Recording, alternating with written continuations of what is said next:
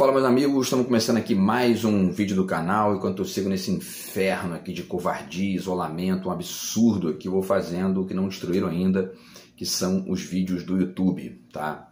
No vídeo de hoje, estou trazendo para vocês dois exemplos de quanto que o mundo desenvolvido, os países mais ricos, mais poderosos, etc. e tal, continuam rindo dessas teses neoliberais da direita brasileira e agindo de maneira completamente diferente. Vocês vão ver que é um negócio assim, escancarado, né? Que essas teses são uma farsa, uma visão de mundo totalmente atrasada, uma falta de nexo com a realidade mais ampla.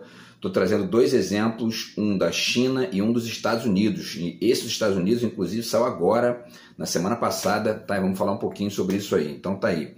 Estados Unidos e China continuam rindo das teses neoliberais. Querem mais dois exemplos? Então vamos falar disso aí no vídeo de hoje, tá? Antes, deixo com vocês aqui mais uma vez a dica do meu romance, que saiu tem mais ou menos 2 meses e meio aí, tá? Quem quiser entrar em contato, o zap está na descrição do vídeo, você ganha 2 marcadores além do livro autografado, com dedicatória e tal, tá? E deixo também a dica aqui do meu livro de poemas, que saiu em 2023, o último, né, de poemas. Quem quiser entrar em contato aí também, tá? Você levando o livro de poemas, o romance ou os dois juntos, você ganha os marcadores do mesmo jeito, tá? Então vamos lá, pessoal.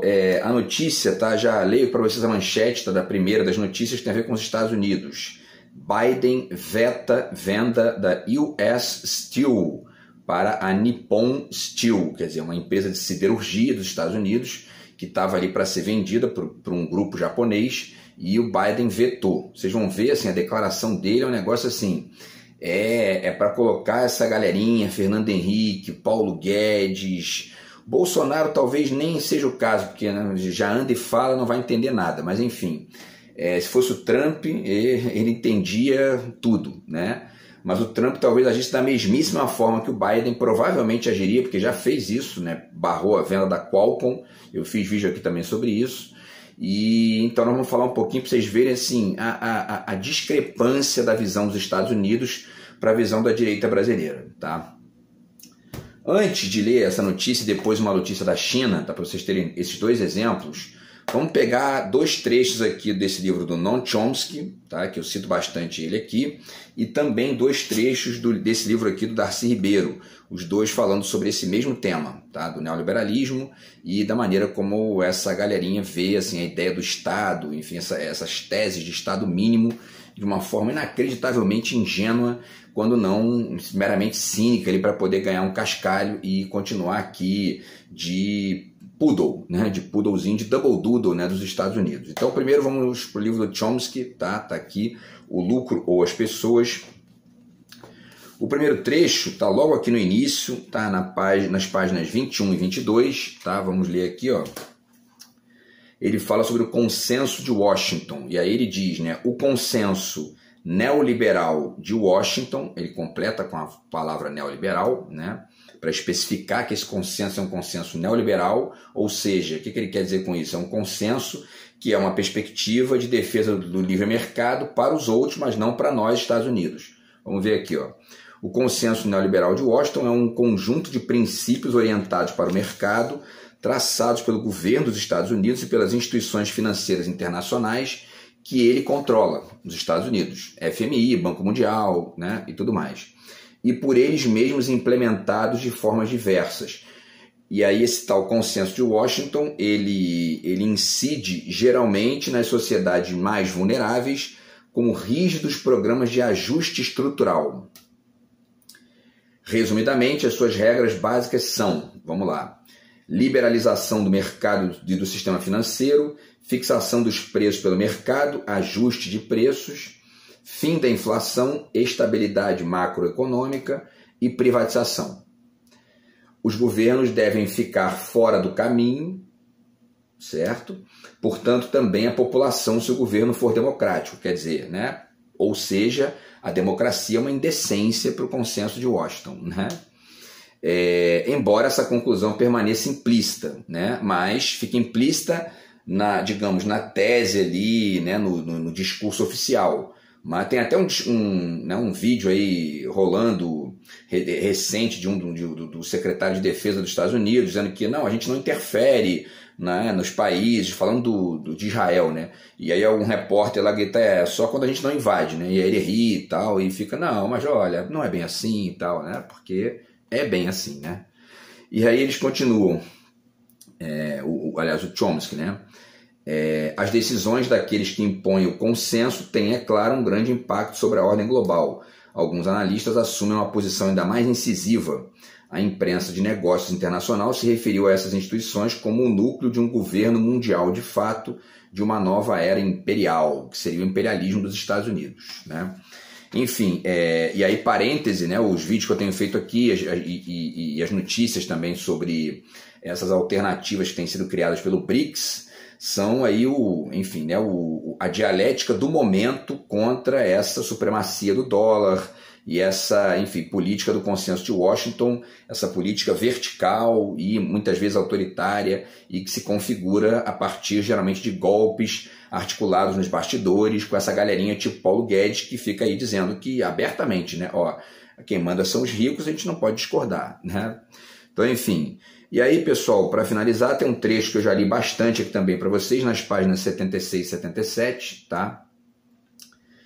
Na qual o Chomsky diz o seguinte: quanto ao inflexível individualismo reaganista, ele está falando do Ronald Reagan, né, do presidente lá que governou no final do século XX ali, e seu culto ao mercado, talvez seja suficiente citar uma análise desenvolvida por um especialista em finanças internacionais do Conselho de Relações Exteriores daquela época e publicada na revista Foreign Affairs, que observa a ironia de que Ronald Reagan, abre aspas, aí ele está citando o cara, né?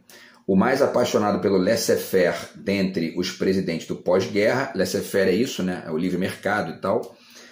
O mais apaixonado Reagan, o mais apaixonado pelo laissez-faire dentre os presidentes do pós-guerra, tenha presidido a maior guinada protecionista desde a década de 1930. Na verdade, nenhuma ironia, apenas o funcionamento normal da paixão pelo laissez-faire. 2 pontos. A disciplina do mercado para vocês e não para mim, Estados Unidos.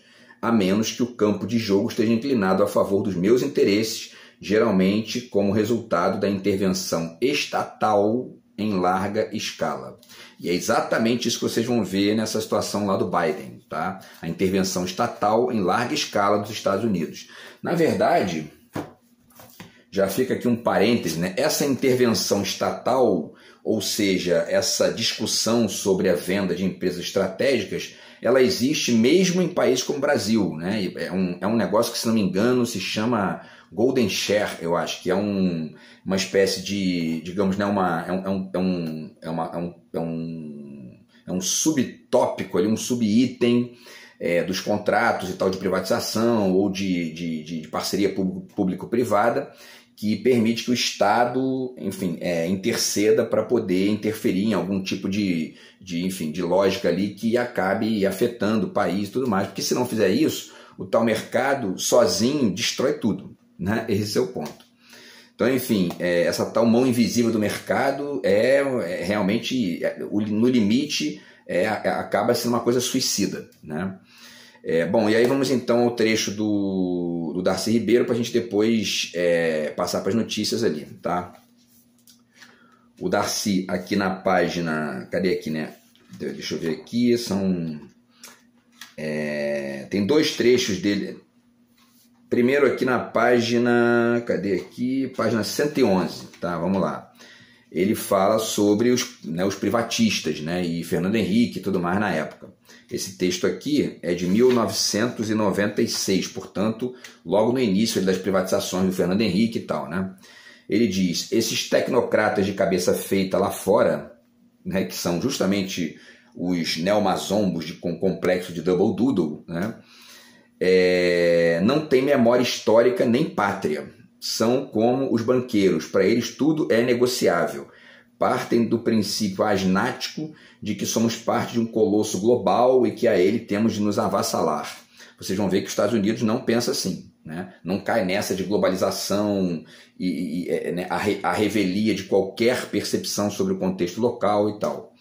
Continua o Darcy Ribeiro. Creem que só ganharemos nos entregando ao mercado mundial. Nenhuma nação tem para eles interesses próprios a defender, investimentos estratégicos a preservar.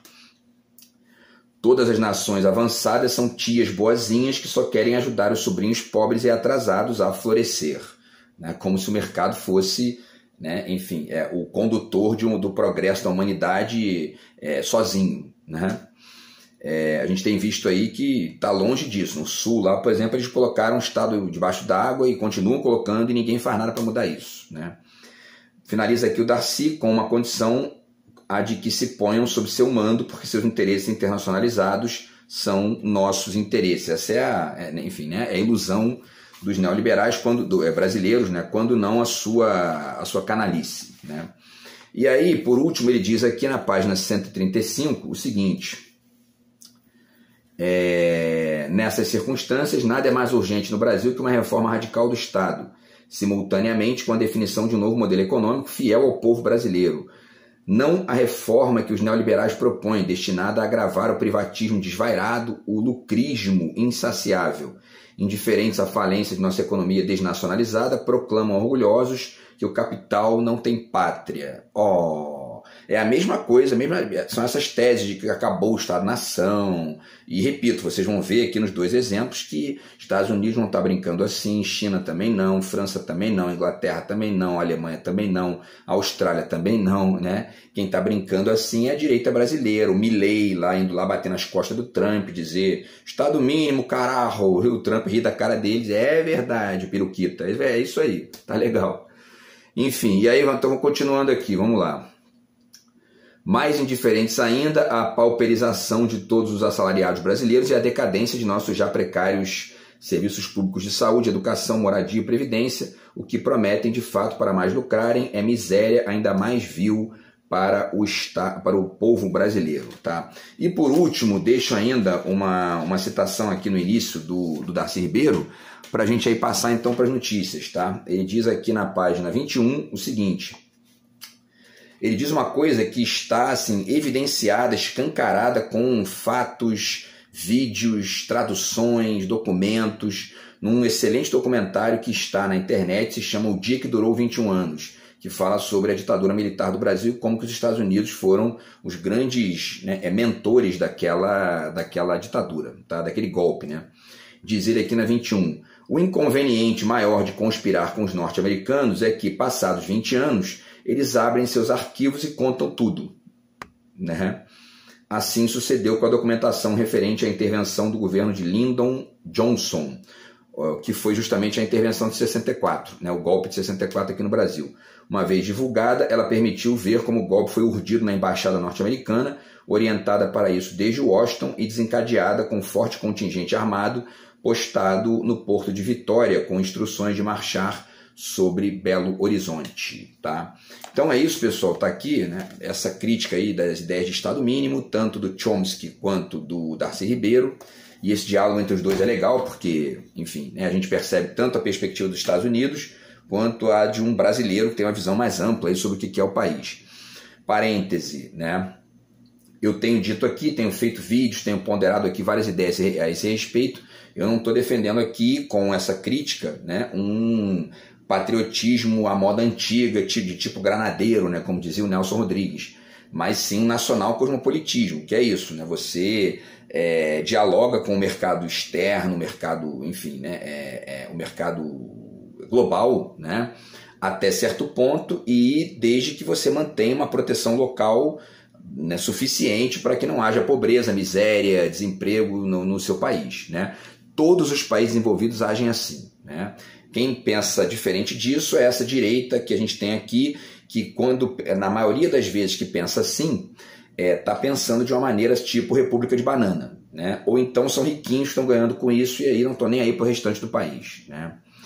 Bom, então vamos lá, pessoal. Vamos para as notícias, então, para os exemplos. A primeira tem a ver com os Estados Unidos. Tá? Então, repito aqui, notícia da CNN. Tá? Biden veta a venda da US Steel para a Nippon Steel. Porta-voz da Casa Branca buscou explicar que a decisão visa garantir produção de aço nos Estados Unidos e não menosprezar o Japão. Né? O presidente dos Estados Unidos, Joe Biden, vetou oficialmente, nessa sexta-feira, dia 3, a proposta da compra por 14,9 bilhões de dólares, que dá aí quase 100 bilhões de reais, certo? Das US Steel pela Nippon Steel, desferindo um golpe que pode barrar de vez a transação após um ano de análise do caso. Agora, olhem só as declarações do Biden. Olha o que ele diz. Olha só. Abre aspas, o Biden falando. Uma indústria siderúrgica forte e de propriedade e administração domésticas representa uma prioridade de segurança nacional essencial e é crucial para cadeias de abastecimento resilientes. E aí ele continua, tá? Sem produção de aço doméstica e sem trabalhadores siderúrgicos domésticos, nossa nação é menos forte e menos segura. Tinha que esfregar isso aqui no focinho do Paulo Guedes, assim, entendeu? Do Fernando Henrique. Olha, essa porra aí aprende, entendeu? Aprende, entende como é que está funcionando a porra do mundo, certo? Bom, continuando, vamos lá. O Comitê de Investimento Estrangeiro nos Estados Unidos, CFIUS, passou meses analisando o negócio em busca de riscos à segurança nacional, mas encaminhou a decisão a Biden em dezembro, depois de não chegar a um consenso. Né? Estão preocupados com a segurança nacional o tempo todo, né? E a gente aqui querendo privatizar praia, privatizando aeroportos, entendeu? E assim, né? Enfim, a Nippon pagou um alto prêmio para fechar a compra da segunda maior produtora de aço dos Estados Unidos em um leilão em dezembro de 2023. Mas o acordo enfrentou a oposição do poderoso sindicato United Steel Workers, o USW, né? Bem como de políticos. Quer dizer, o próprio sindicato, né, dos Estados Unidos tentou articular, né, para poder barrar essa venda, né, para o estrangeiro, com vistas à segurança, ali, não só a segurança nacional do ponto de vista militar, mas também do ponto de vista estratégico, de emprego, de produção de minério ali dentro. Né? O Fernando Henrique Cardoso vendeu a Vale do Rio Doce a um preço de banana aqui, né? Entendeu? Uma empresa das mais valiosas do mundo para estrangeiros, né? E, enfim... E aí depois aconteceu essas absurdas aí, Mariana, Brumadinho, tudo mais. E, enfim, isso aqui é mais uma prova de que a gente tem que repensar a visão da cabeça da direita brasileira, né? Continua aqui a notícia da CNN. Biden já havia dito anteriormente que deseja que a US Steel permaneça sob propriedade e administração norte-americanas. Olha só agora, hein? Enquanto o presidente eleito Donald Trump prometeu vetar uma aquisição estrangeira da empresa após assumir o cargo em 20 de janeiro. Então a gente diz aqui que porque não existe partido de esquerda nos Estados Unidos.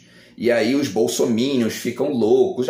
Que nada! O Partido Democrata é um partido de comunistas nos Estados Unidos, blá, blá, blá. É uma estupidez, né, generalizada que a gente está vivendo, quando não é apenas alienação, vira estupidez. Né? Então, aí, em questões de segurança nacional, em questões estratégicas, que dizem respeito a emprego, dizem respeito à produção interna, e uma série de outros, enfim, né, tópicos ali que são importantes para a manutenção de uma lógica interna, local, importante, eles não jogam esse joguinho de jardim de infância da direita brasileira.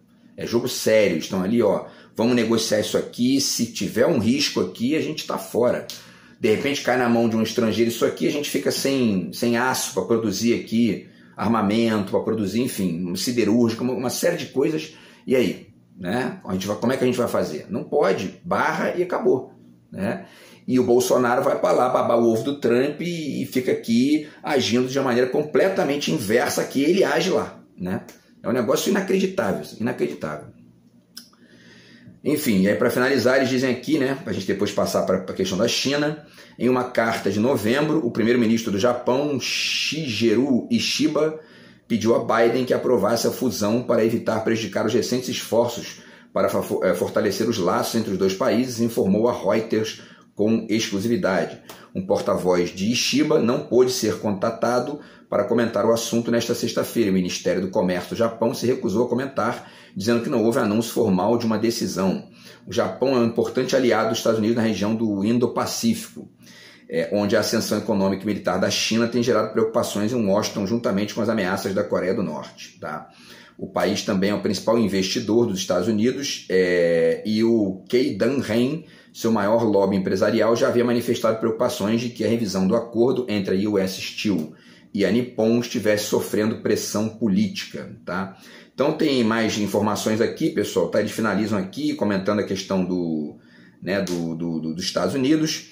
E aí, a última frase para finalizar essa notícia aqui dos Estados Unidos, a gente passar para a China, tá? Declaração do John Kirby, porta-voz de segurança nacional da Casa Branca, tá? Diz aqui o Kirby, última frase, olha só. Trata-se da produção de aço dos Estados Unidos e de manter uma das maiores produtoras de aço dos Estados Unidos como uma empresa de propriedade norte-americana. Ponto. Essa é a questão, tá? Isso significa que os Estados Unidos são, enfim, comunistas, blá, blá, blá? Não, estão protegendo os interesses locais. Esse é o ponto, né? E agora os Estados Unidos não são nem o melhor exemplo, né? Porque eles protegem os interesses locais e tentam roubar o dos outros. Depois eu vou fazer um vídeo aqui para falar sobre o que eles fizeram no Iraque, que eu li outro dia uma reportagem aqui, que é um negócio inacreditável, né? Mas vamos agora então para a notícia da China, para vocês entenderem aqui que a China também não está brincando nesse terreno aqui, tá? Então vamos lá. Notícia do Opera Mundi. Essa notícia é de dezembro agora de 2024, recente também, tá? China barra exportação de minerais raros para os Estados Unidos. Inclusive, parte dessa decisão do Biden pode estar conectada também com essa conexão aí, com essas medidas chinesas, né? Vamos ver aqui, ó. Vendas de galho, germânio, antimônio e derivados serão interrompidas imediatamente por possível uso militar dos minérios, tá? Um dia após o governo norte-americano anunciar medidas restringindo o acesso chinês a tecnologias de ponta dos Estados Unidos, e eu fiz vídeo sobre isso na época, tá? A China anunciou nesta terça-feira, dia 3 de dezembro, que banirá ou restringirá a exportação de minerais raros para Washington. As vendas de galho, germânio, antimônio e derivados para os Estados Unidos deverão, de acordo com o Ministério do Comércio da China, ser interrompidas imediatamente. As razões alegadas são o possível uso militar destas mineiras. Também a exportação de grafite obedecerá a normas mais restritivas. Galho e germânio são minerais raros fundamentais para a produção de semicondutores, enquanto o galho é parte dos produtos usados em células de captação de energia solar, equipamentos que usam luz infravermelha e cabos de fibras óticas. O antimônio é utilizado na fabricação de armamentos, já o grafite é um dos componentes centrais de baterias de veículos elétricos. Vamos lá, parênteses aqui. Parte da ingenuidade neoliberal é essa gente que fica achando, né? São os ingênuos líquidos, tenham dinheiro ou não, são ingênuos líquidos, porque acreditam que, olha, o mercado resolve por si só, o Estado é caga-regra, o Estado atrapalha, o Estado é burocrático demais, não funciona, não, né, fica atrapalhando, etc. e tal. Isso ignora uma quantidade gigantesca de coisas, né? Não apenas essa questão da estratégica, né, de defender o emprego, etc. e tal, mas mesmo as limitações ambientais de produção de certos produtos que, se você não compra de outro lugar, você não pode produzir no seu. Tem locais que não tem, por exemplo, lítio, né? Tem locais que não tem silício, e aí você tem que comprar de um local que está ali a quilômetros, milhares de quilômetros de distância, porque não dá para fazer diferente. Né? E aí essa conexão, se ela não é feita de maneira estratégica, um lado perde mais do que o outro, né? Então o neoliberalismo não pensa essas coisas, é um imediatismo sistemático que visa grana e uma subserviência patética a partir de um tipo de comportamento que nenhum deles lá do mundo desenvolvido faz, né?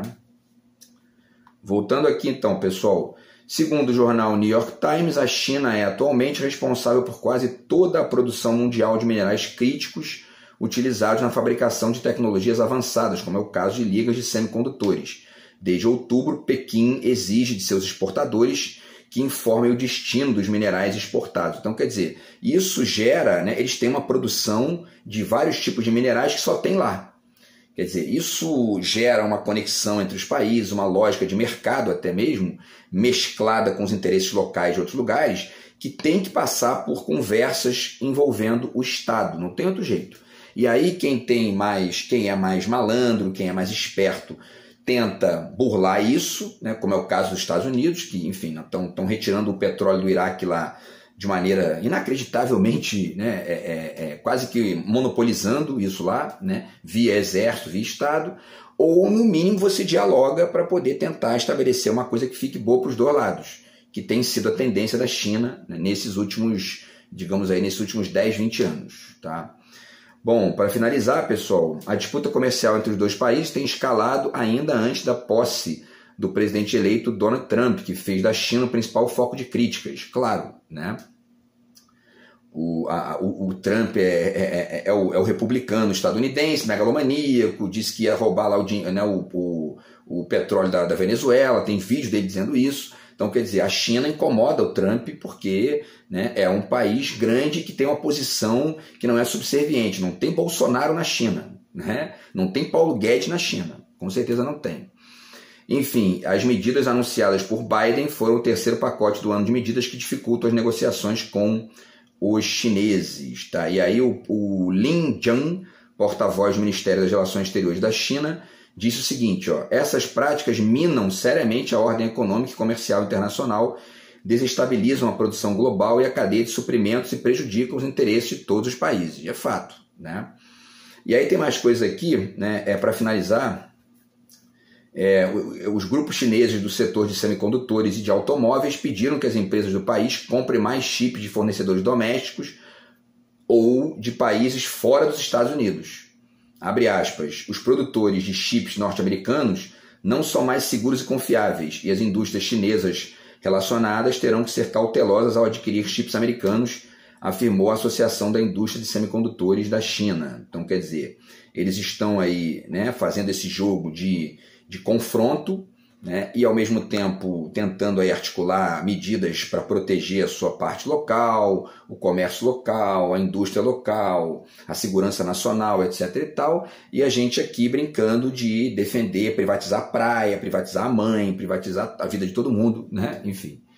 Tá? E por último, pessoal, leio aqui só o iniciozinho, tá, para finalizar, de uma outra notícia também do Opera Mundi, que foi ali alguns dias depois dessa, tá? E eles dizem o seguinte aqui: corte na exportação de minerais chinesa afetará a defesa dos Estados Unidos, aponta relatório.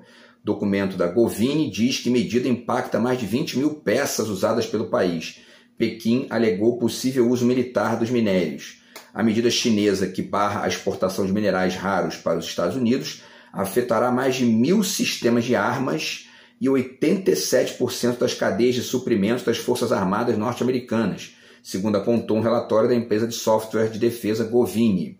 A companhia, que atende o Departamento de Defesa dos Estados Unidos, chamou a medida anunciada pelo Ministério do Comércio chinês como repressão. Para a empresa, o corte notavelmente interromperá ou desacelerará a exportação de vários minerais críticos para os Estados Unidos, incluindo, como eu falei aqui, antimônio, galho e germânio. Tá?